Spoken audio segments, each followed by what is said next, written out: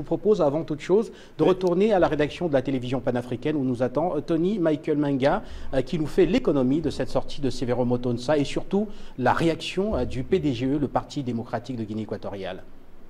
Dans une interview diffusée récemment sur le réseau social YouTube, Severo Mathias Motonsa affirme entre autres atrocités que la République de Guinée équatoriale est née d'une colonisation parfaite et que les citoyens équato-guinéens aspirent au retour de la colonisation espagnole. À un certain moment dans l'interview, Severo Moto, devant le regard perplexe de l'intervieweuse, va jusqu'à dire que les gens ont rejoint leur parti politique en Guinée équatoriale parce qu'il leur a promis le retour de la colonisation espagnole. Severo Moto démontre avec ses déclarations folles et rétrogrades un net manque de la hauteur politique qui tente de faire reculer le pays à l'époque coloniale et qui n'a pas de projet futur pour la Guinée équatoriale. Severo Moto confirme ce qui, depuis de nombreuses années déjà, était un secret de polichinelle et qu'il a été dénoncé par la formation politique, le PDGE, que Severo Moto n'a jamais défendu l'intérêt général des citoyens équato-guinéens, qu'il a toujours agi à l'avant-garde de la disposition nostalgique néocolonialiste qui a fourni les moyens économiques pour les raids et coups d'État contre le gouvernement légitime de la République de Guinée équatoriale. C'est quand même étonnant, dit le PDGE, qu'un monsieur de l'âge de Severo Moto, qui a lui aussi souffert dans sa propre chair des abus et des restrictions que les enfants de cette nation ont subis sur leur propre terre par des forces étrangères qui ont soumis les ancêtres à un régime de semi-esclavage, oublie que les indigènes n'avaient aucune propriété, qu'ils ne pouvaient pas se déplacer librement dans leur propre pays, qu'ils étaient obligés de servir les colons sans compensation économique, etc. Un dirigeant politique équato-guinéen qui aspire donc à gouverner la Guinée équatoriale ne peut ignorer cette histoire dans le seul but de plaire à ceux qui financent son placide d'exil volontaire.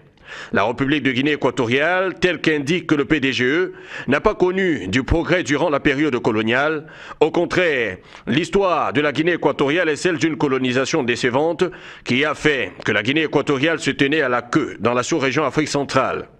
Le gouvernement de la Guinée équatoriale s'est pleinement employé à renverser la situation d'extrême pauvreté, héritage reçu de la colonisation espagnole, pour devenir un pays admiré et honoré par les siens et les étrangers. Un effort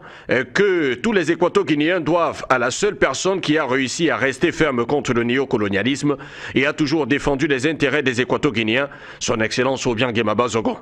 Cependant, M. Severo Moto, quand il parle de la perfection, il fait référence à la colonisation espagnole en Guinée équatoriale, mais oublie certainement de dire aux téléspectateurs de la télévision publique à Guadalajara qu'à l'époque coloniale, les équato-guinéens n'avaient pas le statut de citoyens, que très peu de chanceux se sont émancipés, que l'immense majorité des équato-guinéens et des équato-guinéennes étaient simplement des esclaves dans le pays qui les a vus naître.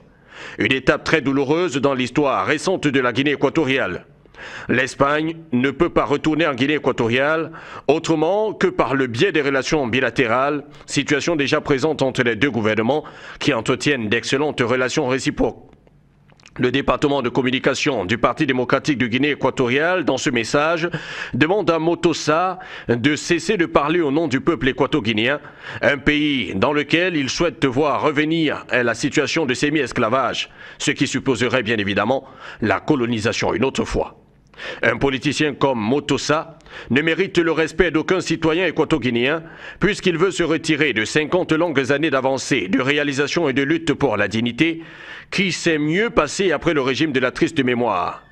Le message donc du PDGE, c'est que la Guinée équatoriale est devenue un pays de référence grâce à la persévérance, la ténacité et le courage du président fondateur du Parti démocratique de la Guinée équatoriale, Obiang Bazogo.